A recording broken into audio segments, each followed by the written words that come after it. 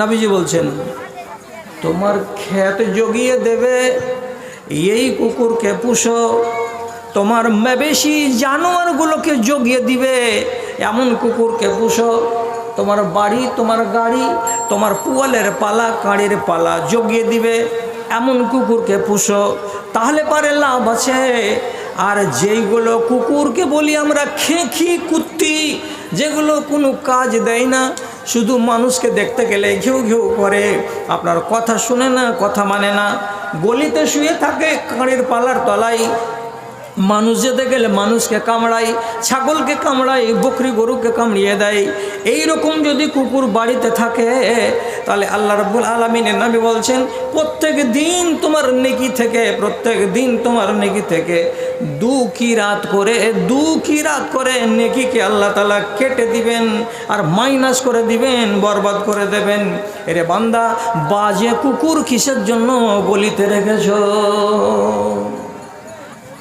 তাহলে দেখেন, একদিকে একগুলো কুকুরের মূল্য দেওয়া হলো আর একদিকে কুকুরের আবার অবমূল্যায়ন করা হলো, যে গুনাহ আমার কি হবে, যে আমার নেকি মাইনাস হয়ে যাবে, আল্লাহ তাআলা কেটে নেবেন। তাহলে কুকুর হলো এক ধরনের জানোয়ার। আর একটা জানোয়ারের নাম বলছি, এর নাম হলো উট। উট আল্লাহ তাআলা কত সোজা, কত পাগলা আর কত খেপা আর কত উপকারী জানোয়ার রব্বুল আলামিন বানিয়েছেন, যে কোনো মানুষকে, শর্টে বলছি, কোনো মানুষকে যদি কাঁওলা রোগ হয়ে যায়, জন্ডিসের রোগ হয়ে যায়, পেট বড় হয়ে যায়, চোখ পিংলা হয়ে যায়, তো রসুল করিম সাল্লাল্লাহু আলাইহি সাল্লাম বলছেন উটের পিশাব 1 গিলাস সকালবেলায় পান করো এবং উটের দুধ কাঁচা কাঁচা দিনে 2বার 3বার যতবার করে পারবে উটের দুধ পান করো, তোমার কাঁওলা রোগ ছুটে যাবে। আল্লাহ রসুলের তাজরুবা, তিনি সহি হাদিসের ভেতরে এই কথা উল্লেখ করে রেখেছেন। বড় ঘটনা, আমি বলতে যাচ্ছি না। তাহলে একে আল্লাহ রাব্বুল আলামিন কত পাক জানোয়ার বানিয়েছেন। এটা একটা জানোয়ার। আর একটা জানোয়ার হলো শুয়ার। শুয়ার কেমন জানোয়ার? তো শুয়ার অত্যাধিক বাজে জানোয়ার, এমন পর্যন্ত কি ফোকাহায়ে দ্বীন বলছেন চোখের সামনে যদি আপনি দেখতে পান যে এই জায়গাটা দিয়ে একটা শুয়ার হেঁটে গেল, ওই জায়গাতে আপনি নামাজ পড়তে পারবেন না। ওকে ঝাড় দেন, দিয়ে জায়গাটাকে এদিক ওদিক করে দেন কিংবা পানি ছিটান, তাহলে ওই জায়গাতে নামাজ পড়া যাবে। শুয়ারের গা যদি শুকনো থাকে, তবুও যদি আপনার গায়ে লেগে যায়, আপনার শরীরে লেগে যায়, আপনার শরীর নাপাক হবে, আপনার জামা কাপড় নাপাক হবে। আল্লাহ তাআলা শুয়ারকে এত নোংরা আর এত ঘৃণিত জানোয়ার করে পয়দা করেছেন। সাহাবায়ে কেরাম বললেন, আল্লাহর রসুল, শুয়ারের চর্বি বড্ড কাজের, খুব কাজের। কি কাজে লাই? তো বলছে শুয়ারের চর্বিতে যদি কাঠের গুন্ডিকে মিক্স করে আমরা আমাদের নৌকার ছিদ্র বন্ধ করি, তাহলে নৌকার ছিদ্র খুব মজবুত হয়ে বন্ধ হয়। ফেভিকল আঠাতে যে কাজ না করে, শুয়ারের চর্বিতে তা করে দিতে পারে। তো তাহলে এই রকম কাজের জন্য শুয়ারের চর্বি ব্যবহার করা যাবে? আল্লাহ পাকের রাসূল বলছেন নৌকার ছিদ্র পর্যন্ত শুয়ারের চর্বি দিয়ে বন্ধ করা যাবে না। শুয়ার একবারে মাথা থেকে নিয়ে পা পর্যন্ত সম্পূর্ণ নাপাক, নাপাক, নাপাক। এত জঘন্য জানোয়ার। এই শুয়ারের চর্বি না দিতে গেলে বেটি ছেলের ঠোঁটে দেওয়া লিপস্টিক তৈরি হবে না। কি যে ভাই, জানেন কথাটা না জানেন না?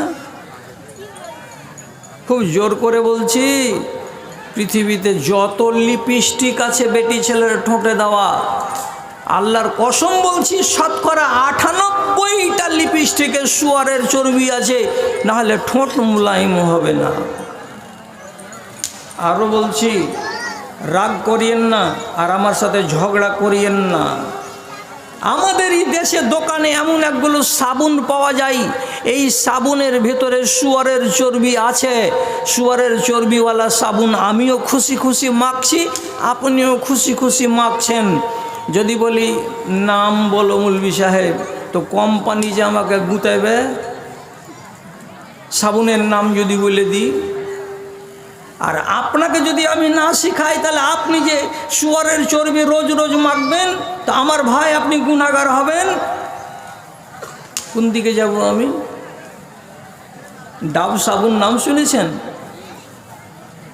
ডাব সাবুন বড়া গুণের সাবুন, মাখতে গেলে আপনার গা খালি চিলচিল করবে।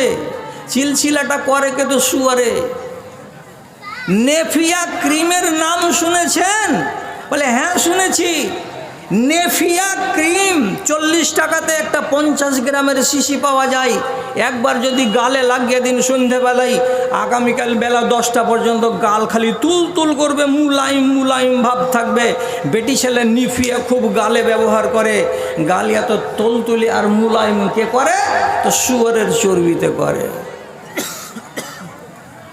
তাহলে এর কিছু একটু গুণ আল্লাহ তাআলা দিয়েছেন, কিন্তু সেই গুণটুকাকে নবীজি বলছেন তার নেওয়া যাবে না। তাহলে এটাকে আল্লাহ তাআলা কত বদতরিন জানোয়ার করে আল্লাহ তাআলা দুনিয়াতে পাঠিয়েছেন, আপনি আন্দাজ করুন। এবার একটা আয়াত পড়ছি আপনার সামনে আর তার তর্জমা করে দিচ্ছি। আল্লাহ তাআলা বলছেন, ইন্না শাররাদ দাওয়াবে ইনদাল্লাহি আস-সুম্মু আল বুকুমুল্লাযী লা ইয়াকিলুন। আল্লাহর দুনিয়াতে সব থেকে বদতরিন জানোয়ার, সব চাইতে নিকৃষ্ট জানোয়ার, সব চাইতে ঘৃণিত জানোয়ার কোনটা? এখন পর্যন্ত আপনারা আমার মুখ থেকে শুনলেন সব থেকে ঘৃণিত জানোয়ার হলো যেটা শুয়ার, সেটা। এবার আল্লাহর কোরআন বলছে সব থেকে নিকৃষ্ট জানোয়ার কোনটা? তো কোনটা আপনাকে চিনে নিতে হবে।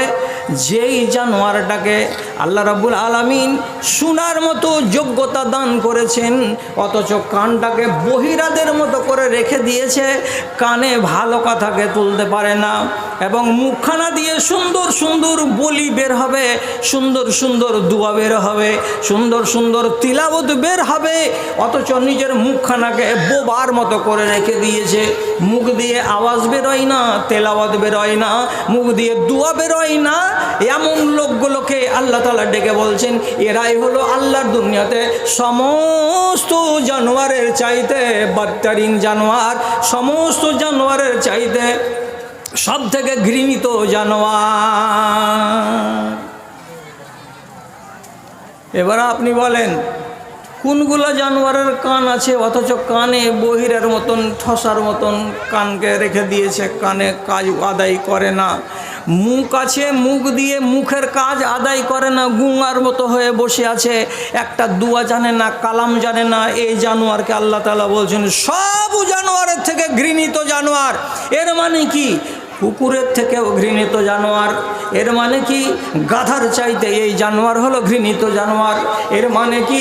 এটা হলো শুয়ারের চাইতেও নিকৃষ্ট জানোয়ার। আল্লাহ রাব্বুল আলামিন তার ভাষায় আমাকে এটাই শিখালেন।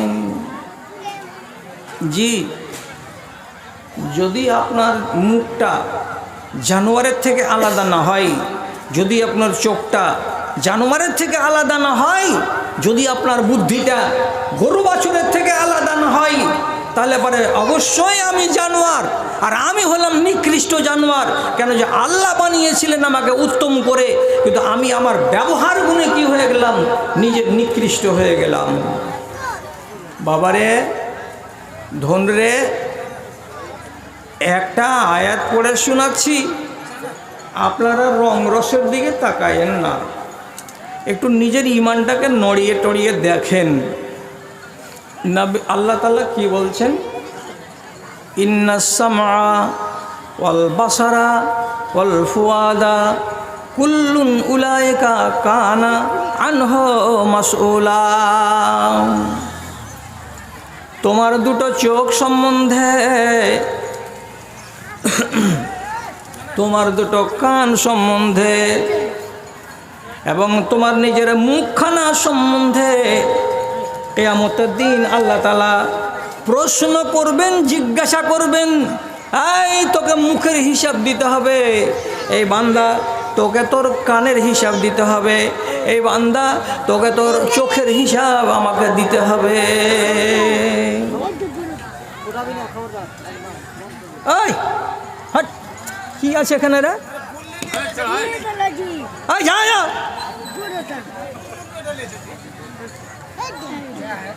এই ছোড়া কি করতেছিস এখানে? এই